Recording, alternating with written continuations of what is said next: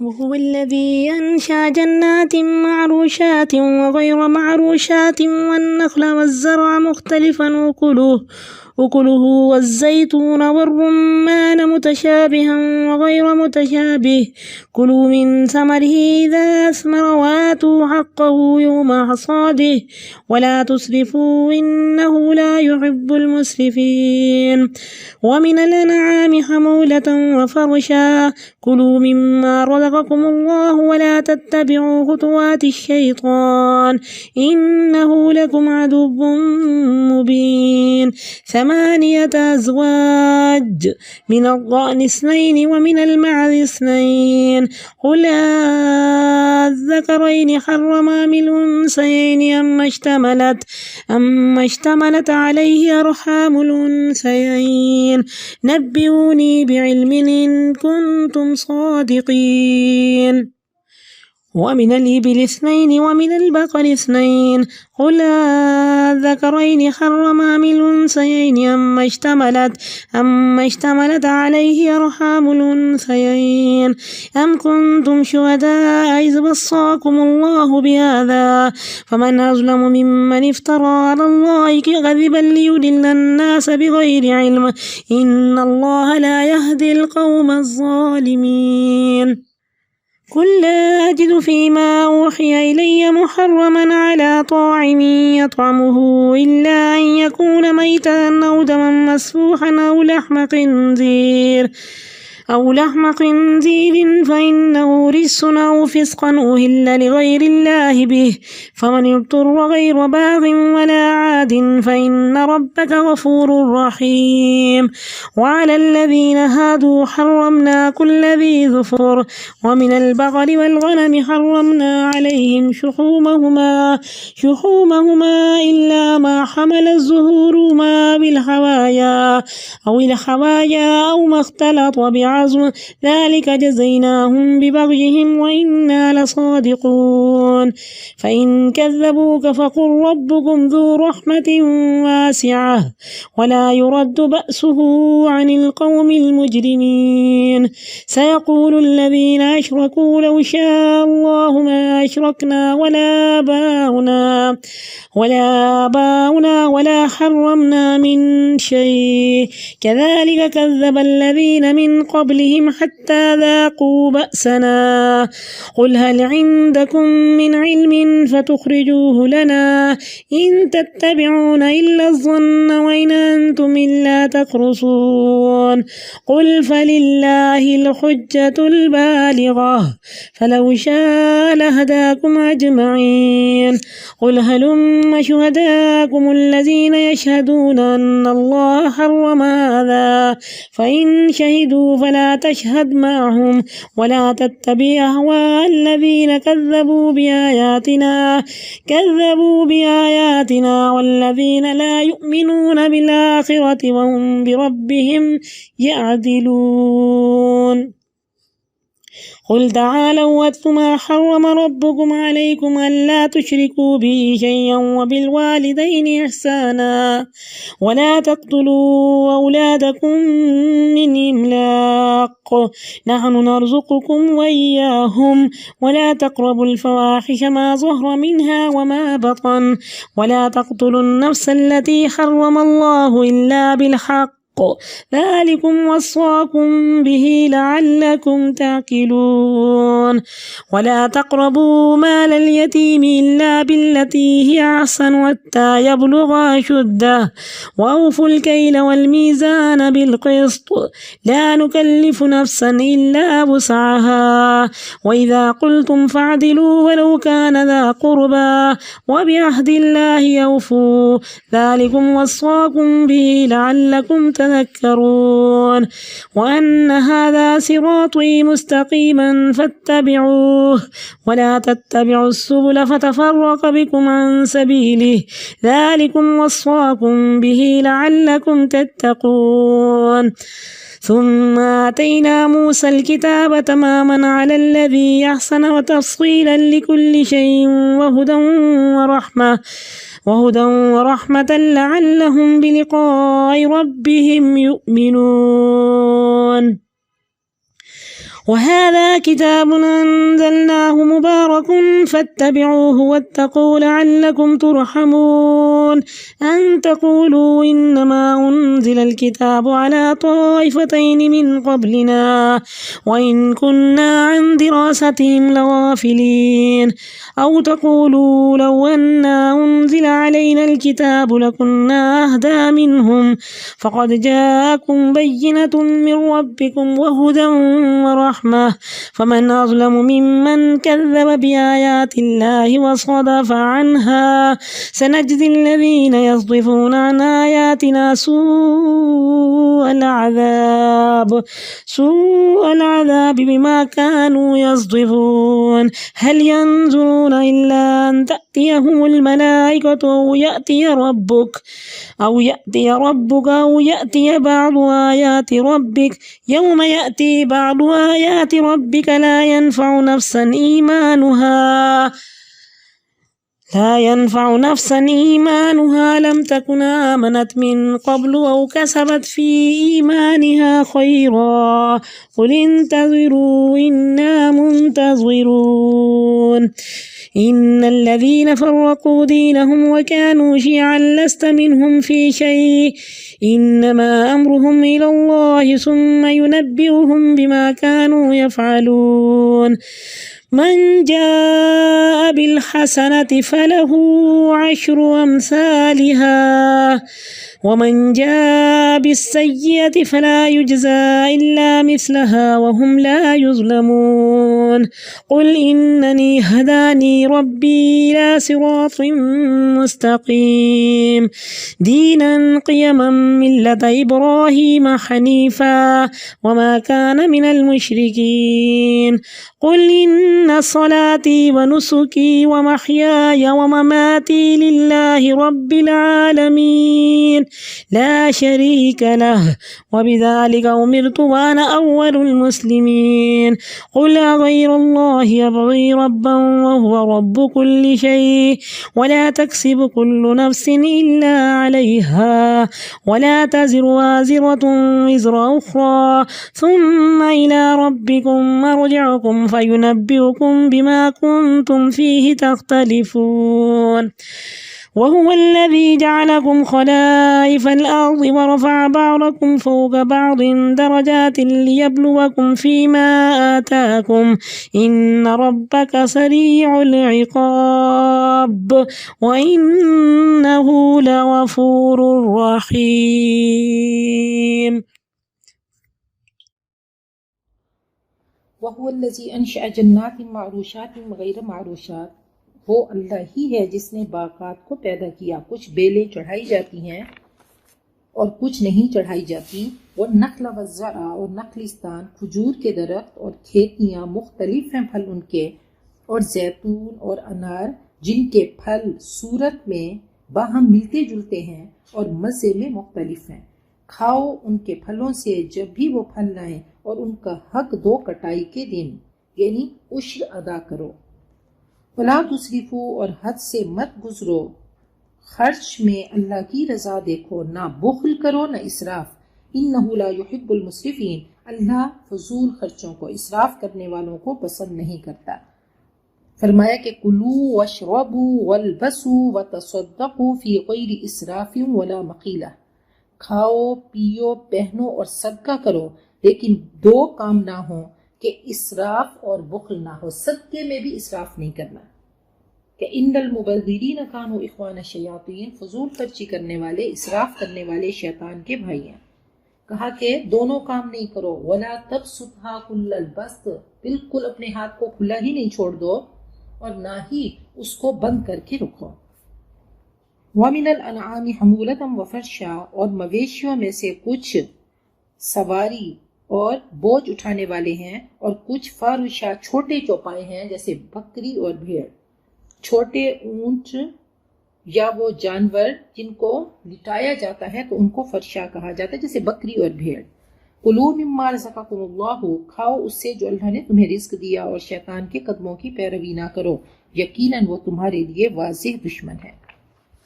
8 ازواج 8 قسمیں ہیں، 2 بھیڑ کی قسم، مینڈھا اور بھیڑ، اور 2 بکری کی قسم میں سے بکرا بکری، ان سے پوچھو کیا اللہ نے ان کے لیے نر حرام کیے ہیں یا مادہ، یا جو کچھ ان کے اندر ہے، ٹھیک ٹھیک ان سے بتاؤ اگر تم سچے ہو۔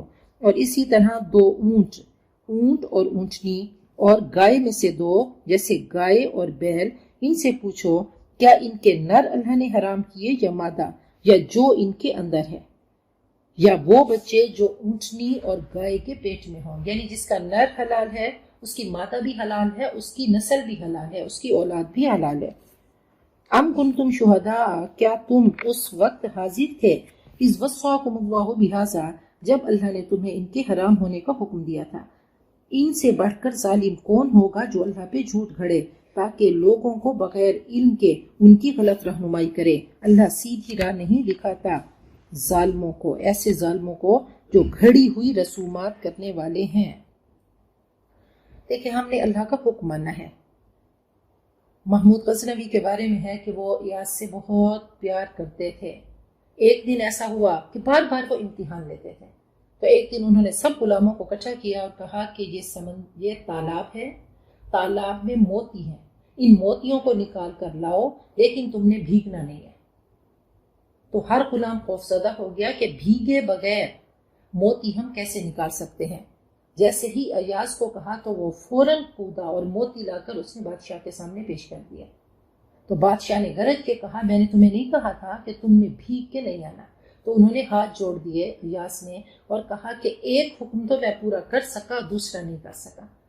تو ہم بھی اللہ کی بارگاہ میں معافی مانگتے ہیں کہ اللہ تیرے احکام ہم مانتے ہیں لیکن بہت ساری چیزیں ہم نہیں مان سکتے، اللہ اس کے لیے ہم اللہ تیری بارگاہ میں اللہ تجھ سے معافی مانگتے ہیں۔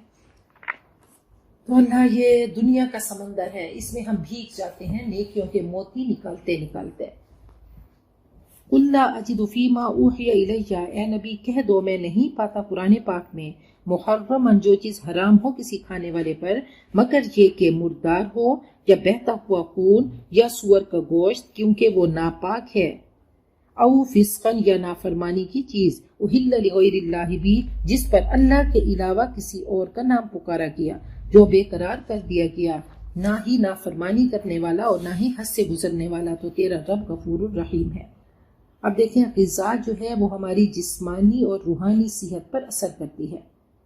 وَعَلَى الَّذِينَ هَادُوا حَرَّمْنَا كُلَّ ذِي ظُفُرٍ، جو یہودی بن گئے تھے ان پر ہم نے حرام کر دیا ہر ناخن والا جانور، اور گائے میں سے اور بکری میں سے ہم نے ان پر ان کی چربیاں ان پہ حرام کر دیں، بجز اس کے جو ان کی پیٹھوں سے لگی ہوں، یا پھر آنتیں یا وہ جو ہڈیوں کے ساتھ لگ گئی۔ ذَلِكَ جَزَيْنَاهُمْ بِبَغْيِهِمْ، یہ ہم نے ان کو سزا دی ان کی شرارتوں کی وجہ سے، بغاوت کی وجہ سے، اور یقیناً ہم سچے ہیں اور عادل ہیں اور یہود جھوٹے ہیں۔ نبی اکرم صلی اللہ علیہ وسلم نے فرمایا کہ گناہوں کی وجہ سے انسان رزق سے محروم ہو جاتا ہے، گناہ رکاوٹ بن جاتے ہیں۔ فَإِن كَذَّبُوكَ، اگر وہ آپ کو جھٹلائیں تو کہہ دو تمہارے رب کا دامن رحمت بہت وسیع ہے اور اس کا عذاب مجرموں سے ٹالا نہیں جاتا۔ سَيَقُولُ الَّذِينَ أَشْرَكُوا، ان قریب مشرک کہیں گے اگر اللہ چاہتا نہ ہم شرک کرتے اور نہ ہمارے باپ دادا اور نہ ہی ہم کسی چیز کو حرام ٹھہراتے، ایسے ہی ان لوگوں نے جھٹلایا جو ان سے پہلے تھے، حتیٰ کہ انہوں نے ہمارے عذاب کا مزہ چکھ لیا۔ کہہ دو کیا تمہارے پاس کوئی دلیل ہے، اس کو ہمارے سامنے پیش کرو، تم تو محض گمان کی پیروی کر رہے ہو اور تم محض قیاس آرائیاں کرتے ہو۔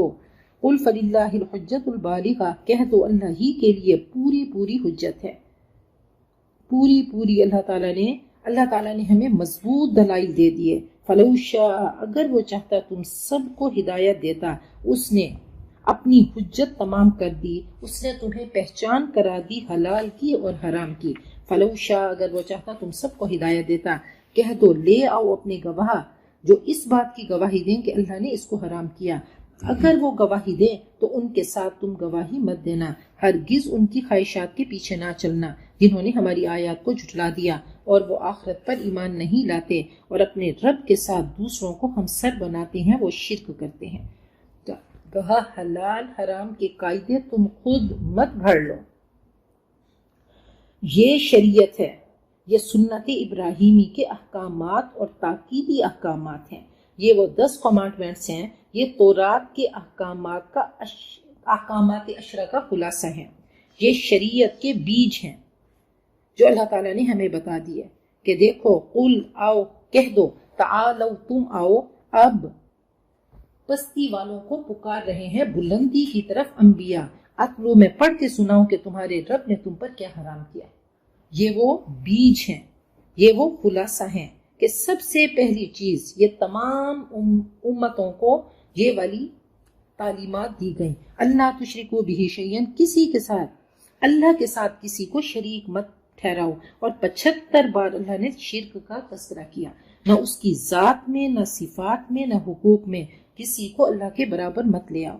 اور فوراً اللہ تعالیٰ نے دوسرا جو حکم دیا وَبِالْوَالِدَيْنِ احسانا، والدین کے ساتھ احسان کرو، ان کے حق ادا کرنے کی بھرپور کوشش کرو، عمدگی، اچھائی اور خوبصورتی سے برتاؤ کرو۔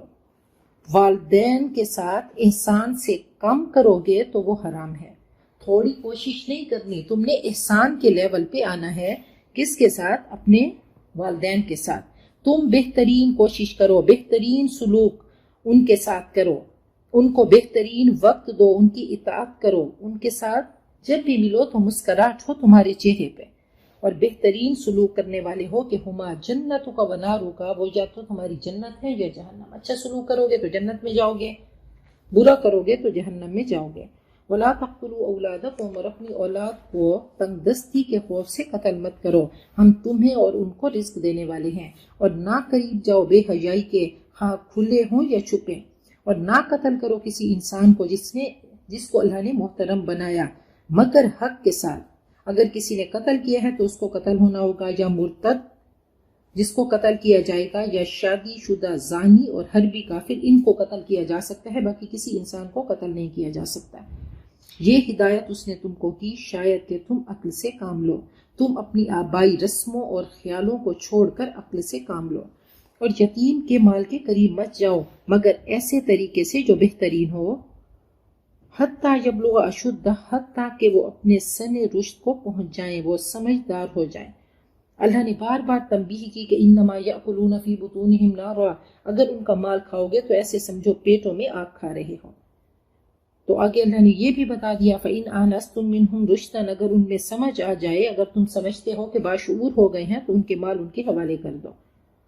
وَأَوْفُوا الْكَيْلَ وَالْمِيزَانَ بِالْقِسْطِ، اور ناپ تول میں پورا انصاف کرو، ہم کسی انسان کو اس کی وسعت سے بڑھ کر تکلیف نہیں دیتے۔ اور جب تم کہو تو عدل کی بات کرو، عدل سے کام لو، گواہی اور فیصلہ انصاف سے کرو۔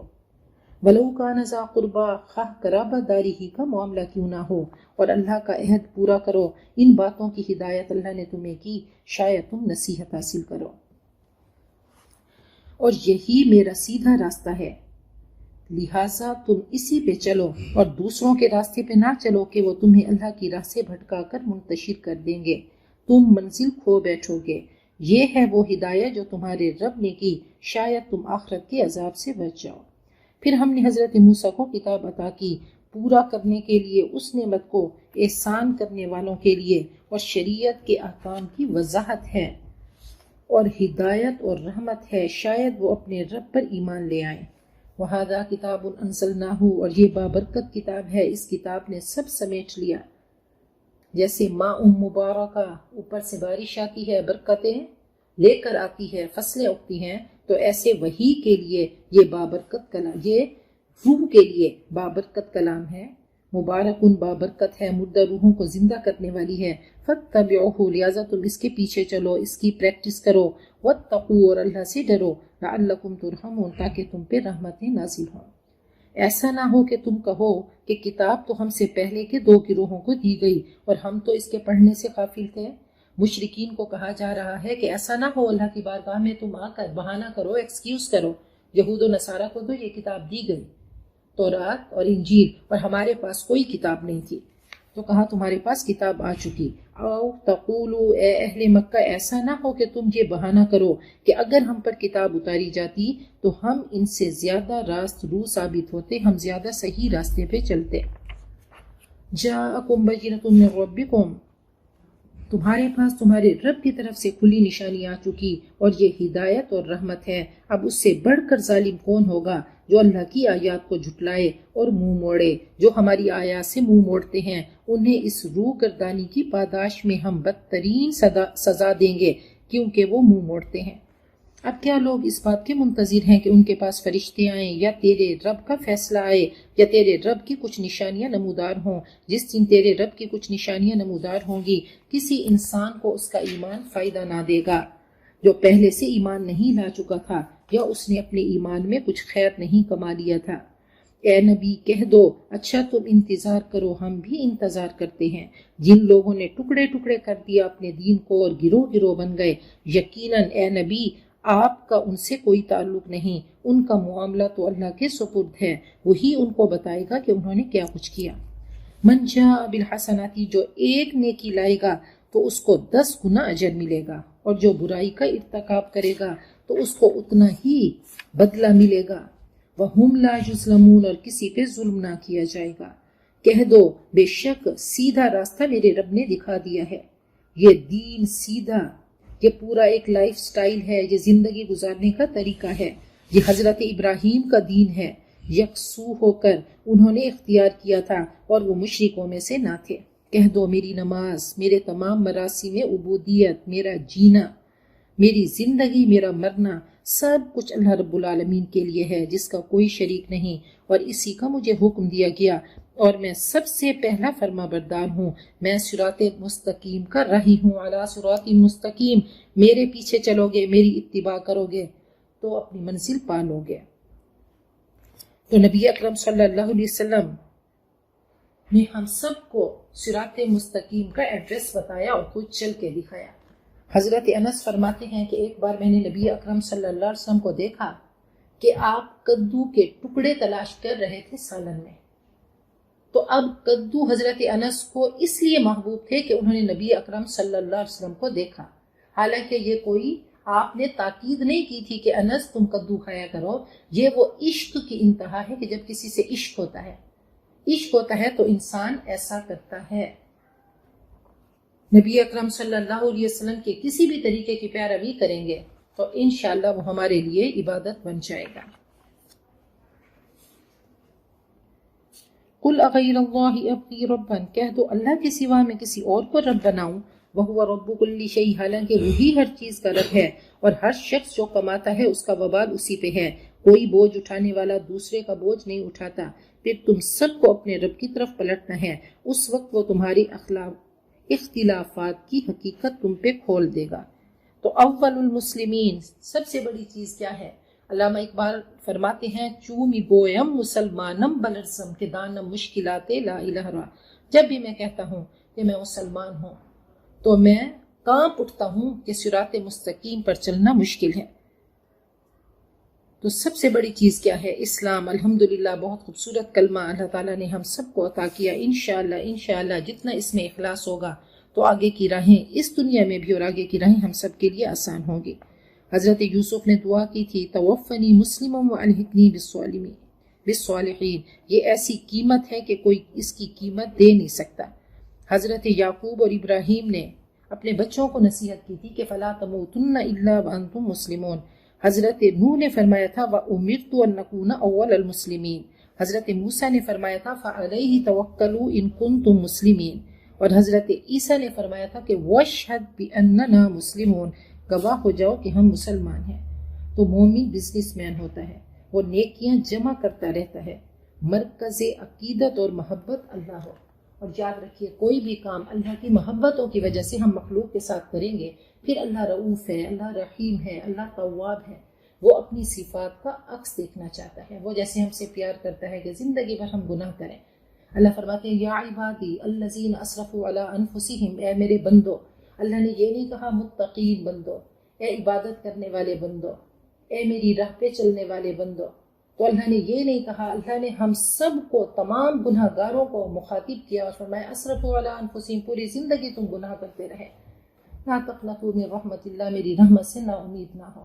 تو ہم لوگوں کے لیے کتنی بڑی تسلی ہے، کتنا بڑا حوصلہ ہے کہ میرے رب نے کہہ دیا پوری زندگی گناہوں میں، چھوٹی چھوٹی چیزیں جب رب کو پسند آ جائیں۔ ایک شخص بہت ڈرتا تھا، اس نے اپنی اولاد سے کہا کہ جب میں مر جاؤں تو مجھے جلا کے میری راکھ کو تیز ہوا والے دن رکھ دینا اور ذرات میرے بکھیر دینا، اڑا دینا، کوئی سمندر میں ڈال دینا۔ جب وہ اللہ کی بارگاہ میں پہنچا تو اللہ نے پوچھا کہ اے انسان تو نے ایسا کیوں کیا؟ اس نے کہا اللہ تیرے خوف کی وجہ سے، میں تیرے سامنے تیری عدالت میں کھڑا ہونے کے لائق نہیں تھا۔ تو اسی ادا پہ اللہ نے اس کو معاف کر دیا۔ اللہ کو کوئی ادا پسند آئے، اس کے لیے ضروری نہیں ہے کہ بہت بڑا ہم نے کام کیا، ہو سکتا ہے وہ بہت بڑا کام اللہ کی نظر میں کوئی بھی حیثیت نہیں رکھتا، اور کبھی چھوٹی سی چیز بہت بڑی حیثیت رکھتی ہو۔ تو کسی نے بہت خوبصورت شعر کہا کہ دل بدست آور کے حج اکبر است، از ہزارہ کعبہ یک دل بہتر است، کعبہ خود گاہ خلیل اطہر است، دل گزر گاہ جلیل اکبر است۔ کسی کا دل قابو میں لے آ، یہی حج اکبر ہے، اور 1000 کعبے سے ایک دل بہتر ہے۔ کعبہ تو حضرت ابراہیم کی گزرگاہ ہے اور دل رب جلیل کی گزرگاہ ہے۔ ہم سب کے دل کا آئینہ گدلا ہے، اس آئینے کو چمکا لیں اور دل کی گلیوں میں روز جھاڑو دیتے رہیں۔